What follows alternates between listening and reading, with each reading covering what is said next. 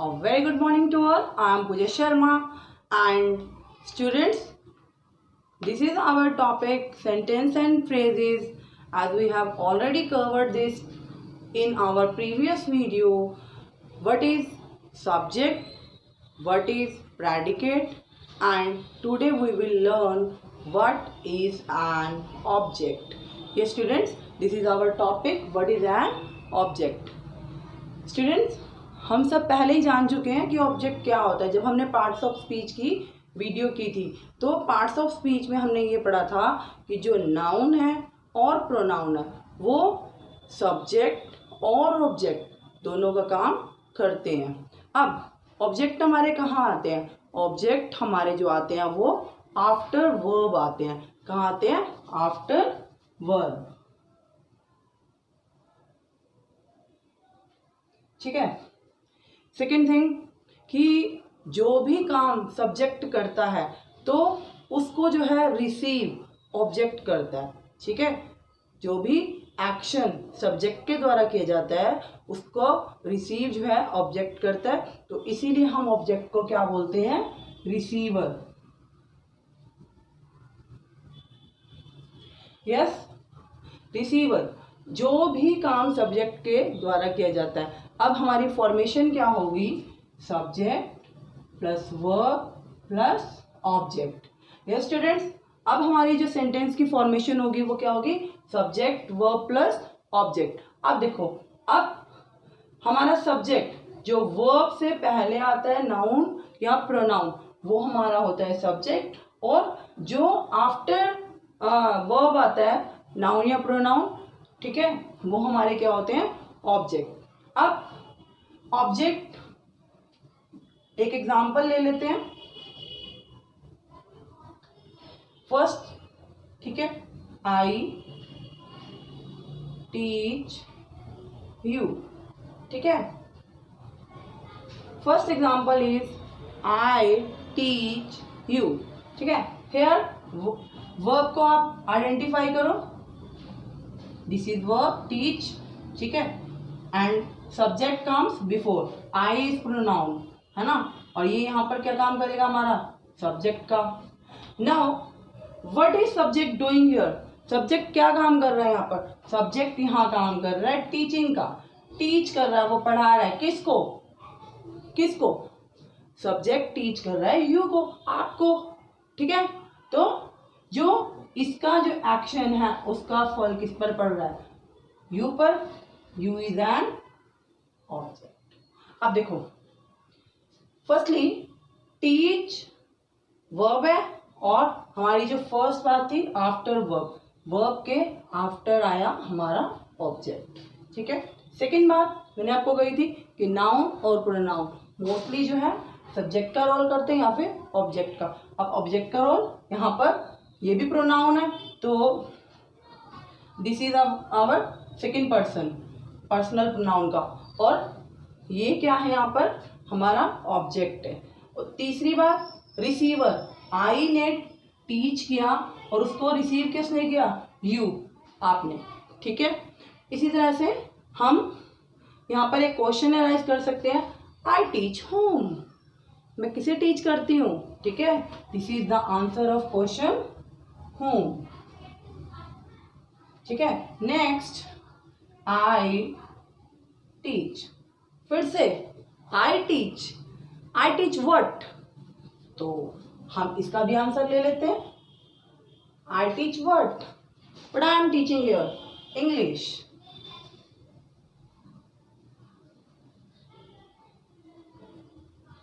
Now see, analyse the sentence.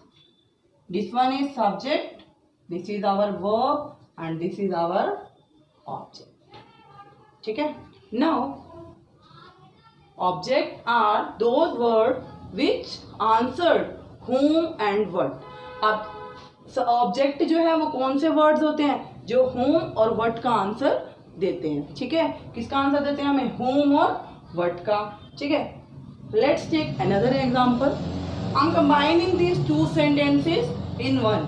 ठीक है, I teach you English.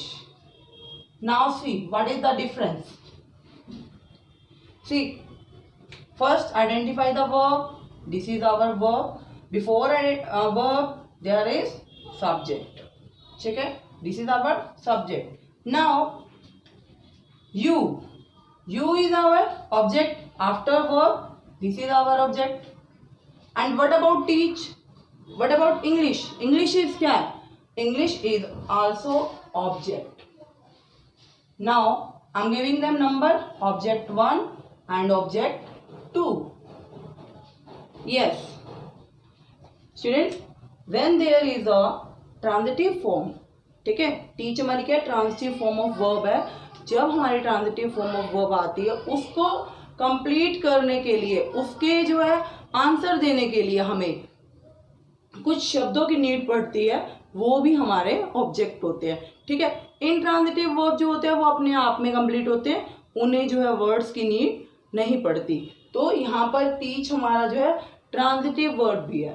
ठीक है, ट्रांजिटिव वर्ब के साथ हमें हमेशा क्या जरूरत पड़ती है? ऑब्जेक्ट की नीड होती है. ठीक है, to complete the sense of transitive verb.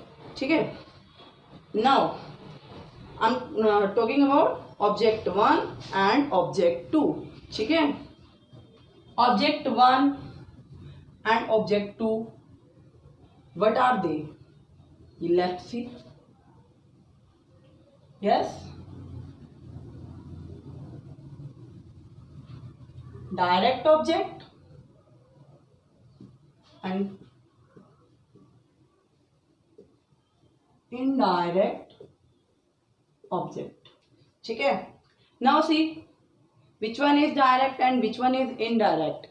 How will we find कि direct object कौन सा होता है और indirect object कौन सा होता है. ठीक है, तो हमारा जो यहाँ पर क्या है, आई टीच इंग्लिश, मैं इंग्लिश पढ़ाती हूँ किसको? आपको. ठीक है, तो इंग्लिश जो है हमारा वो क्या होगा यहाँ पर? डायरेक्ट. ठीक है, हमने 2 नंबर दिया इसको, तो हमारा यहाँ पर इंग्लिश जो है डायरेक्ट ऑब्जेक्ट है. ठीक है, टू होम नंबर 1 हम इसको दे देते हैं, और ये हमारा क्या है? You, indirect object. ठीक है, अब इस चीज से हम एक और चीज भी आइडेंटिफाई कर सकते हैं कि जो डायरेक्ट ऑब्जेक्ट होते हैं वो सारे हमारे क्या होते हैं? Non living things. मोस्टली जो है हमारी नॉन लिविंग थिंग्स जो होती हैं वो इनडायरेक्ट ऑब्जेक्ट होती हैं, और लिविंग थिंग्स जो होती हैं हमारी वो होती हैं डायरेक्ट ऑब्जेक्ट. ठीक है,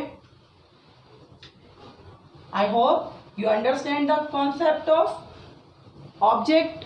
ठीक है, yes, let's begin our exercise B, page number 9. It's on our grammar book.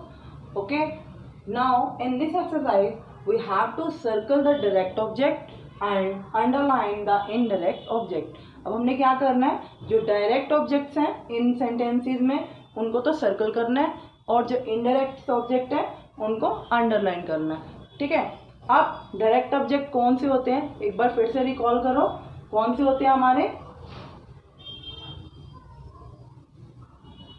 Non living things.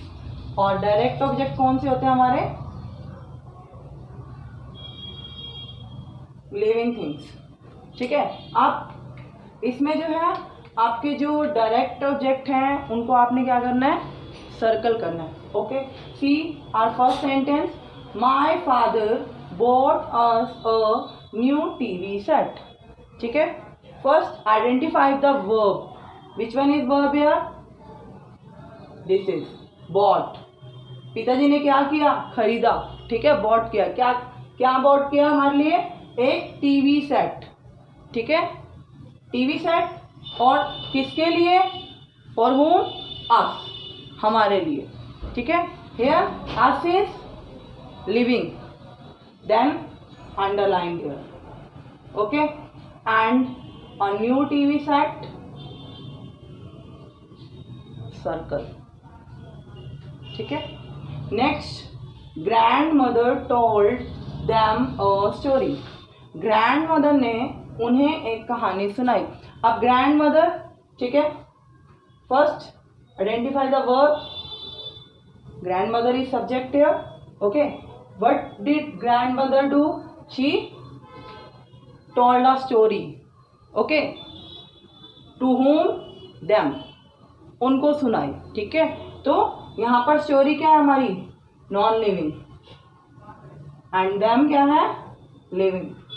That is a story हमारी हो गई डायरेक्ट ऑब्जेक्ट, और जो हमारा them है वो हमारा क्या है? Direct object, sorry indirect object. Next, please buy me an ice cream.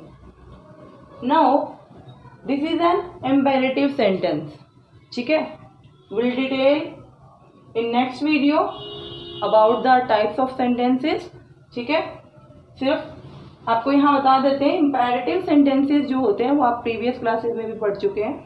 यहाँ पर जो है सब्जेक्ट गिवन नहीं है. देखो, please buy me an ice cream, तो आप किसको बोल रहे हो? ऑब्वियस ही बात है, जो भी आपके सामने है.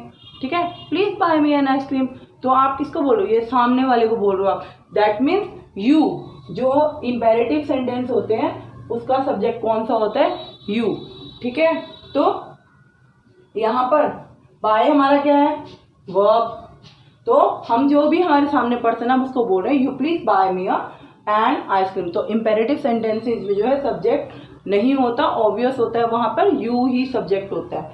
ठीक है, अब मी हमारा यहाँ पर कौन सा ऑब्जेक्ट है? मी हमारा ऑब्जेक्ट है यहाँ पर इनडायरेक्ट, और एन आइसक्रीम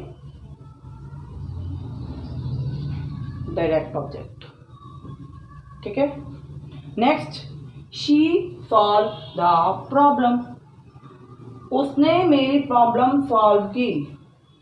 ठीक है, फॉर्मेशन देखो सिंपल है इसकी, सब्जेक्ट वर्ब एंड ऑब्जेक्ट. ठीक है, इसमें क्या है? ये हमारा क्या है? Subject.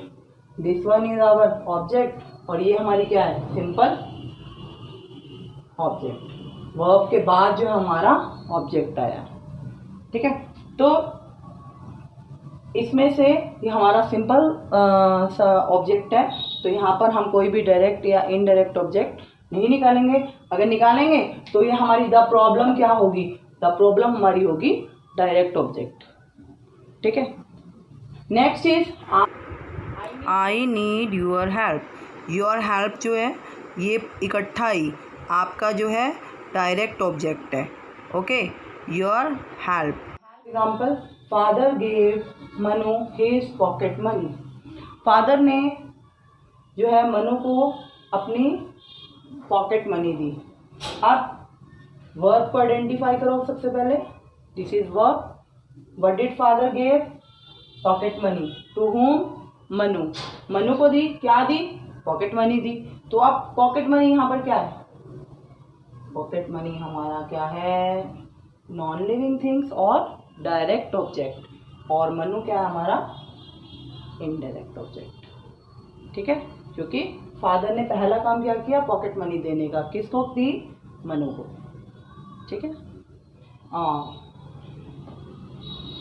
I have covered first 6 sentences. ठीक है, rest of the 6 sentences you have to do yourself. Completing it, send me. Okay, till then, stay safe, stay happy. Goodbye.